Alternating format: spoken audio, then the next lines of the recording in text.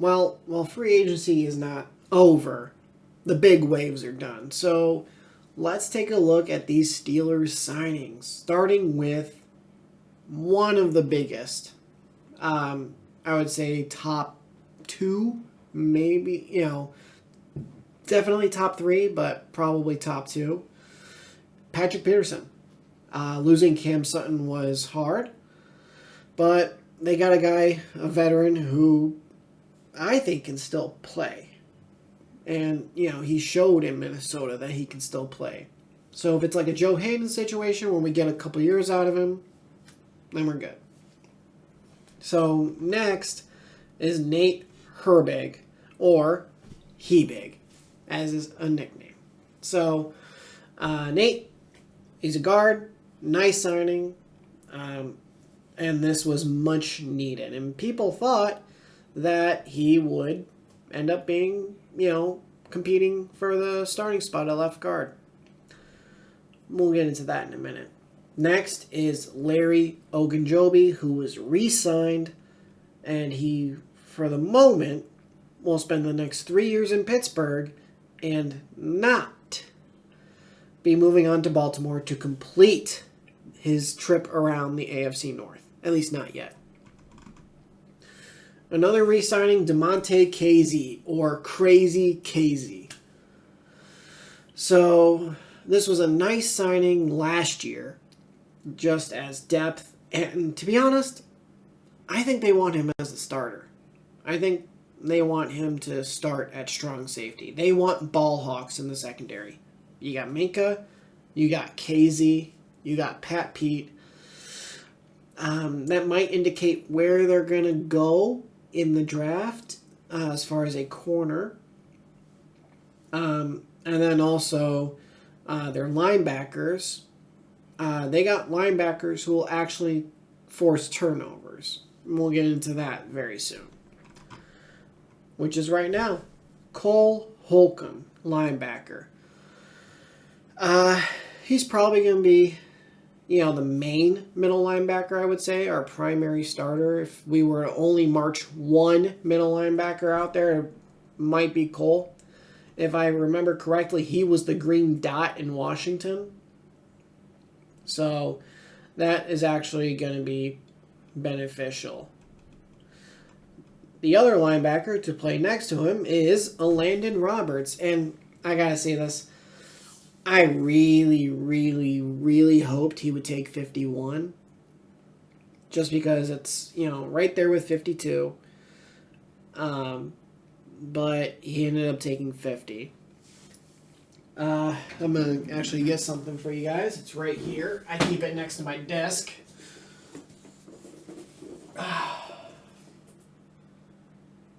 Trying to show it to you so it's not in the glare. It is a signed Ryan Shazier jersey. So, I remember in the preseason a few years ago, a couple years, maybe, I think maybe it was 2 to 3 years ago. And they had someone in the preseason wearing 50. The guy didn't make the team. Okay. Last year,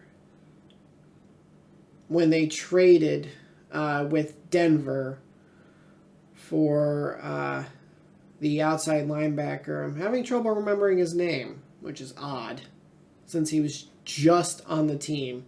And he signed, I actually think, with Miami. But to have him wear 50 during the year and actually have someone wear 50, I knew it was going to happen eventually, and that kind of hurts. But it's okay, it's an outside linebacker, and he's not a starter. And, he played quite a bit with TJ getting hurt. But it's he's not a starter, and yada, yada, yada. Now, this is going to be a guy who's probably going to start and play a big role in the defense, and he's an off-ball linebacker, not an outside linebacker. He's middle linebacker, off-ball, and he's going to wear 50. I knew it was going to happen eventually. It is sad. I was hoping he'd wear 51. So that is it. This is probably then the other guy that's sharing that top 2 signing um, with Pat Pete. Isaac Suomalo. I hope I'm saying that right. I really hope. Suomalo. I could easily be saying that wrong. If I am, I'm sorry. I'm trying not to butcher it. So Isaac, starting guard for the Eagles, started every single game last season. I think he only allowed 1 sack, if I'm correct. And, it's like, okay, he allowed 1 sack, but how many pressures or knockdowns, yada yada. I don't know the stats for that. But even if he allowed some pressures, while Jalen can move, Kenny has legs too. So this guy, I'm pretty sure he'd be the starter with Nate as depth. Another re-signing, Zach Gentry. He is back. Grillin' and chillin', can continue another season. Pat Freiermuth gets his best friend back. And then we'll see what happens. I think it's only a 1-year deal. Maybe it's 2, but I think it's 1. But now the tight end core is able to stay how it was. And we're not drafting a tight end at all this year. Maybe bringing a guy as an undrafted free agent, but that's it. The former Eagles continue. By the way, that is 3 former Eagles so far. Between Isaac, Nate, and LaRaven. That is 3 former Eagles offensive linemen. LaRaven Clark. I believe his most recent team, though, was the Titans, if I'm correct on that. He's a swing tackle, veteran. He can play, either side. He's just depth. Keanu Neal. He's bounced around a little bit. Falcons, Cowboys, Bucks. And his first AFC team is the Steelers. Obviously, he won't get 22. He wore 42 in Dallas, which he might pick again. I believe it's available. So he might pick 42. It's just Najee has 22, and in Dallas he wasn't getting 22 because that's Emmitt Smith's number. So he clearly wasn't going to get that.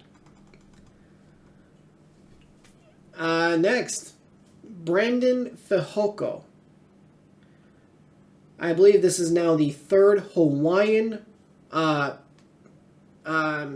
birth. Like, these people were born in Hawaii. I believe this is now the 3rd one to sign with the Steelers this year. The 3 are being Nate, Isaac, and Braden. So, LSU, national champion with Joe Burrow. He's mostly depth. But you need depth. And you need veteran depth. So, that's really what that is. So, Braden is the most recent signing by the Steelers. So far, they have addressed veteran needs with guys and playmakers too. So the veterans, Pat Pete, he fills the playmaker role. Nate, veteran depth. Larry, veteran. DeMonte, playmaker, because he can get that ball. I think he led the league in picks in 2018, if I remember correctly, and his teammate in Atlanta was Keanu. So that's actually kind of cool. They're playing together again.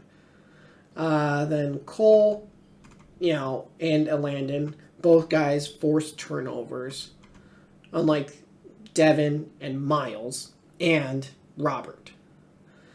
Isaac, veteran starter. Zach, veteran depth. LaRaven, veteran depth. Keanu, veteran depth. Brandon, it's veteran depth. That's a lot of this stuff. You either got a veteran starter or you got veteran depth. There weren't any super young guys traded for or signed. It's like, okay, you have 2 years experience in the league. You got cut by your team, and, they didn't bring that in. And, they didn't bring in any huge, highly priced guys.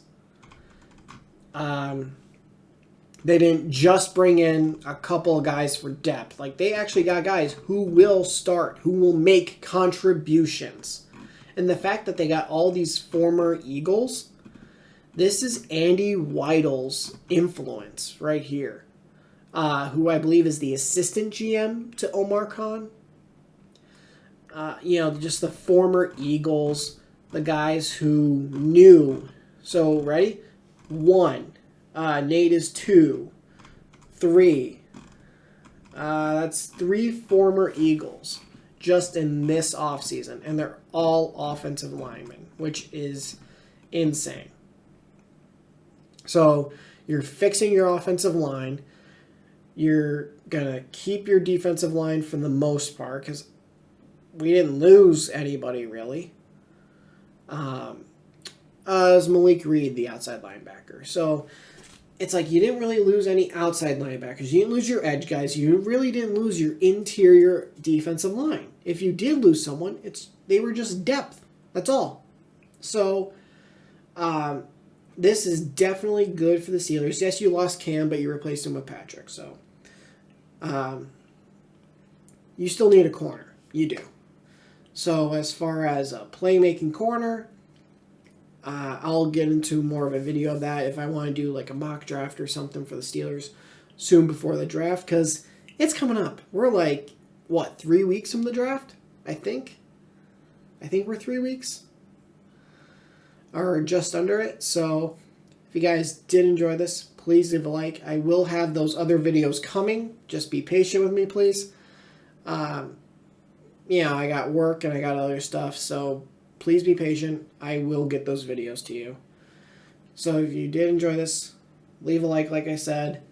Subscribe to the channel if you are new. Turn notifications on so that way you see those videos when I upload them. And that is it. Thanks everyone for watching.